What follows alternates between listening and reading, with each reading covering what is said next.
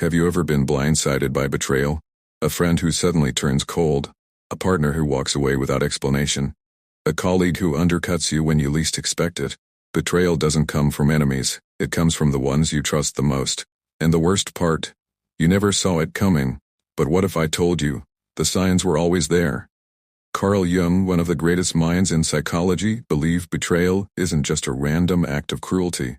It follows a hidden pattern, a psychological script that repeats itself in human relationships. And once you understand it, you'll never be caught off guard again. So, why do people betray you? And more importantly, how can you see it coming before it's too late? Stay with me, because what you're about to learn could change the way you see people forever. The nature of betrayal. Betrayal doesn't happen in a single moment. It builds quietly like a storm gathering beneath the surface. The final act, the breaking point, is simply the eruption of something long in the making. Jung believed betrayal often originates from the shadow self, the hidden, suppressed parts of the human psyche. These unresolved fears, insecurities, and desires don't disappear when ignored. They resurface, often in destructive ways. That's why betrayal is rarely about you. It's about them, their inner conflicts, their hidden wounds. The closer the relationship, the more intense the emotions, and the more likely it is that unhealed pain will turn into resentment, and eventually betrayal. The shift you don't see. Think of a time when someone close to you suddenly changed.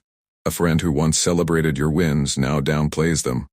A partner who once admired you begins to criticize you. A colleague who once collaborated starts withdrawing. You didn't change. Something inside them did. Your confidence, your growth, your happiness, these may have triggered their shadow.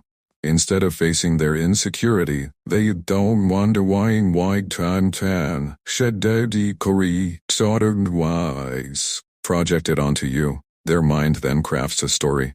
You've changed, you don't deserve what you have, you're not who I thought you were. This is how betrayal begins, long before any actual act of disloyalty.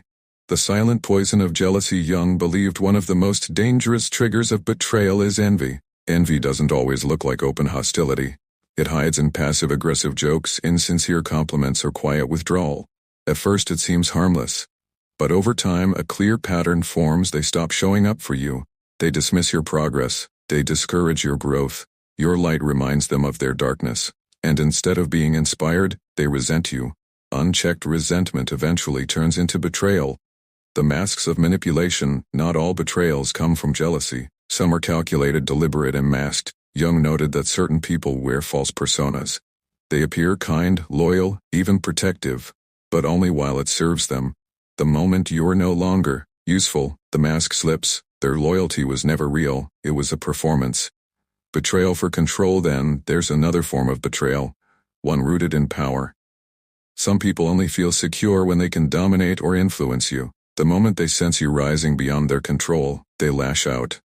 A boss who once praised you suddenly micromanages and steals credit. A friend who once encouraged you now guilt-trips you for your success.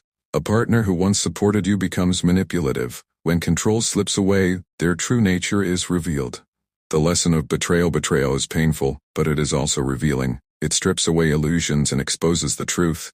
It is not a reflection of your weakness. It is a reflection of their character. The pain will pass, but what you take from it, that stays. Will you let it make you bitter, or will you allow it to make you wiser? The lesson is clear: observe deeply, trust slowly, and never be afraid to walk away from those who don't value. श्रेणियां नहीं है, कोई भी व्यक्ति परिस्थितियों के अनुसार इनमें स्विच कर सकता है। उदाहरण के लिए, एक कोच को कभी कभी फोकस चारिज्मा की जरूरत होती है, कभी काइंडनेस चारिज्मा की, और कभी ऑथोरिटी चारिज्मा की भी, जब क्लाइंट को स्पष्ट निर्देश देने हों। इस अध्याय में एक सरल एक्सरसाइज भी दी गई है। सोचिए कि आप किस प्रकार के वातावरण में सबसे ज्यादा सहज महसूस करते हैं। वहां कौन सी करिश्मा स्टाइल सबसे स्वाभाविक लगती है। फिर सोचिए कि आपकी वर्तमान प्रोफेशनल भूमिका में किन स्टाइल्स की जरूरत होती है। और अब तय कीजिए कि कौन सी शैली आपको अभ्यास से अपनानी है। मिश्रण और संतुलन की कला। ओलिविया एक जरूरी बात पर जोर देती है। करिश्मा का मतलब है सही समय पर सुननी शैली को चुनना।